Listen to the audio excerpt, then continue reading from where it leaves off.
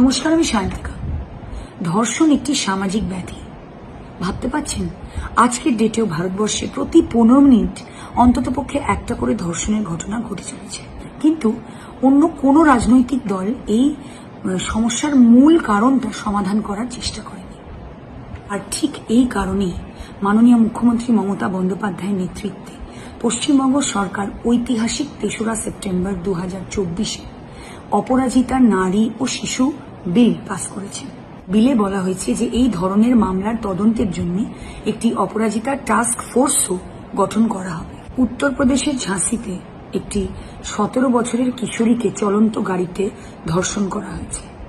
উত্তরাখণ্ডের এক নার্সকে ধর্ষণ করা হয়েছিল, যার মৃতদেহ 9 দিন পর পাওয়া গেল। মহারাষ্ট্রের বাদলাপুরে নার্সারিতে পড়ুয়া 2 ছাত্রীকে যৌন হেনস্থা করা হয়েছে। এসব ধর্ষণের ঘটনা দেশকে